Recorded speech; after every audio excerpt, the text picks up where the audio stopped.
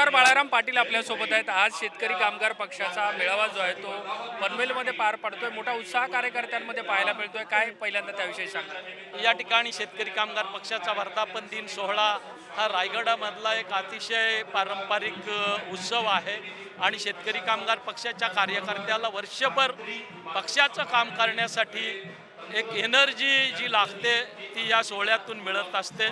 आज आमच्या पनवेल उरणवासियांच्या विनंतीला मान देऊन जी आमचे नेते जयंतभाई पाटील आणि रायगड जिल्हा शाखा पक्षानं हा सोहळा पनवेलमध्ये आयोजित करण्याची संधी आम्हाला दिली आणि अतिशय वेगळ्या पद्धतीनं हा सोहळा या ठिकाणी साकारतोय। निश्चितपणानं मला आनंद आहे की या सोहळ्यातून शेतकरी कामगार पक्ष उद्याची नवी भरारी घेईल।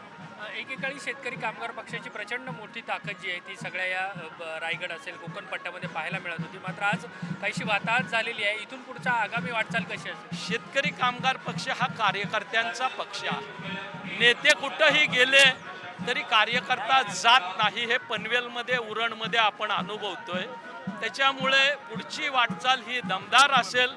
अतिशय दैदिप्यमान अशी कामगिरी आगामी स्थानिक स्वराज्य संस्थांमध्ये आम्ही निश्चितपणानं करू हा विश्वास मला आपल्या माध्यमातून माझ्या कार्यकर्त्यांना। महाविकास आघाडीसोबत आपण होतात, काहीशे मतभेद मागच्या काळामध्ये पाहायला मिळाले होते। आज पुन्हा व्यासपीठावरती नेते मंडळी महाविकास आघाडीची आहे। विधानसभेत महाविकास आघाडीसोबत थोडेसे मतभेद झाले, पण नंतर आम्ही सातत्यानं महाविकास आघाडी म्हणून इंटॅक्ट आहोत, कार्यरत आहोत आणि निश्चितपणानं आगामी स्थानिक स्वराज्य संस्थांच्या निवडणुका आम्ही महाविकास आघाडी म्हणूनच लढणार आहोत। एक प्रश्न असा होता की मनसे अध्यक्ष राज ठाकरे हे देखील आता आपल्या व्यासपीठावरती पाहायला मिळतात। हे दोन्ही ठाकरे बंधूंची जवळी देखील सध्या सुरू आहे। निश्चितपणानं जे महाराष्ट्राच्या मनात आहे ते प्रत्यक्षात होताना या ठिकाणी बघतोय।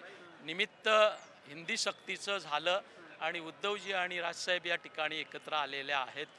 आमचे सरचिटणीस जयंत पाटील साहेब हे वरळी डोमला झालेल्या कार्यक्रमाला उपस्थित होते आणि त्यांनी आमंत्रण दिल्यानंतर राजसाहेबांनी आजच्या या सोहळ्याला यायचं मान्य केलेलं आहे। महाविकास आघाडीतील आमच्या साऱ्या मित्रपक्षांचे नेते या ठिकाणी आहेत। एक वेगळा योग या ठिकाणी साकारताना आपण बघतोय आणि उद्याच्या कालखंडामध्ये निश्चितपणानं काहीतरी वेगळं घडेल ही अपेक्षा मी व्यक्त करतो। धन्यवाद ही सगळी बातचीत केल्याबद्दल। जर्नलिस्ट कल्पेश सावर्डेकरसह देवेंद्र कोलटकर, NDTV मराठी, पनवेल।